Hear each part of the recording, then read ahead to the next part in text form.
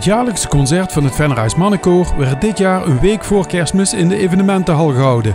Een van de traditie afwijkende locatie. Ja, in feite een beetje uit nood geboren. Normaal gesproken, dat weten we ongetwijfeld al tientallen jaren in de Schouwburg. De Schouwburg is aan het verbouwen.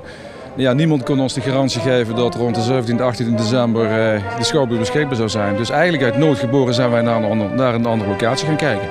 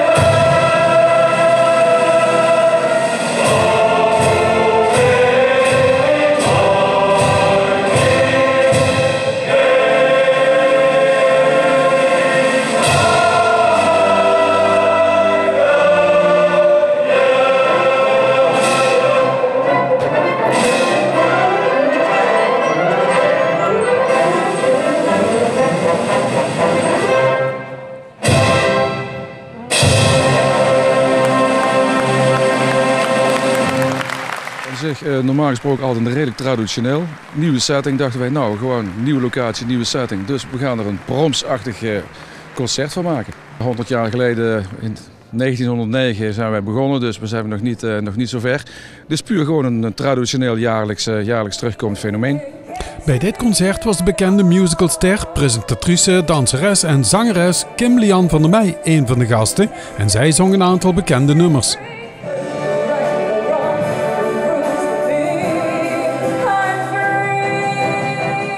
Je eerste indruk van het Vennerijs Mannenkoor? Het is groot, het is goed en het is gezellig. Toch? Heel goed zijn ze. Ze zijn echt heel erg goed. Nee, ik ken ze niet. Daarom ben ik ook zo verbaasd. Mannenkoor en ze zijn volgens mij een van de beste van Nederland. Dus het is echt erg goed.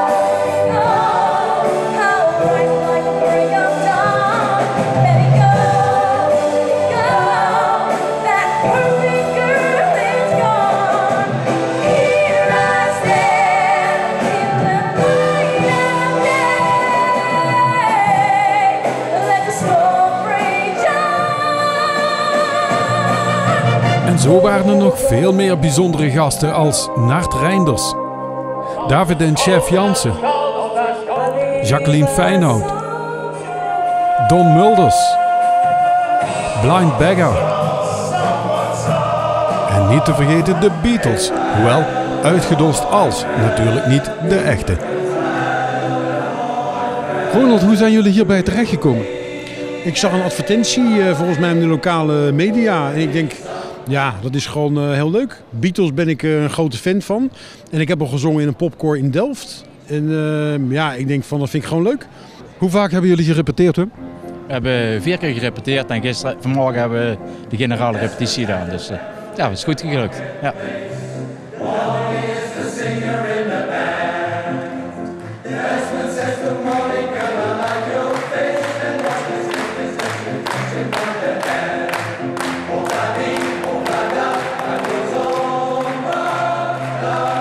Hoe hebben jullie elkaar gevonden?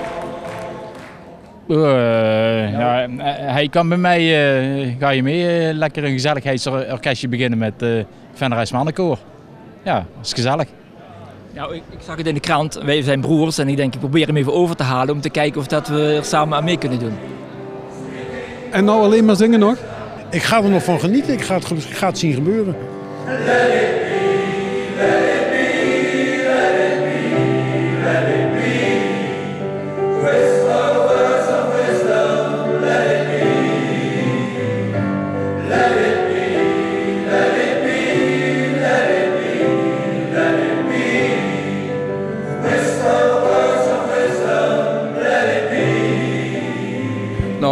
we noemen dat dus een gelegenheidskoor. Een gelegenheidskoor, jongens die zich een aantal weken geleden gemeld hebben.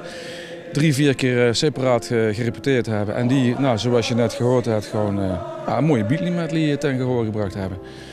En de bedoeling is natuurlijk met zo'n gelegenheidskoor om mensen te enthousiasmeren. Hè, om te laten zien, iedereen kan zingen. Want we zoeken natuurlijk nieuwe mensen, nieuwe aanwas.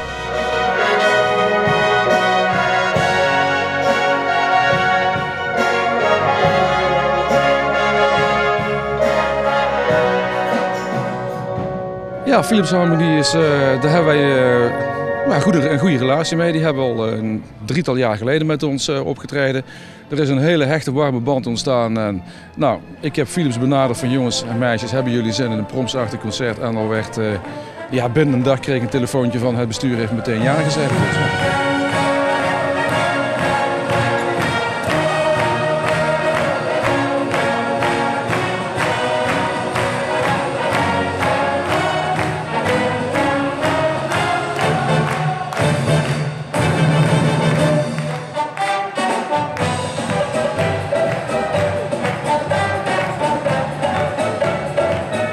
Bovenal was het natuurlijk een concert van het Venrays Mannenkoor en dus werden vele evergreens van stal gehaald en gezongen.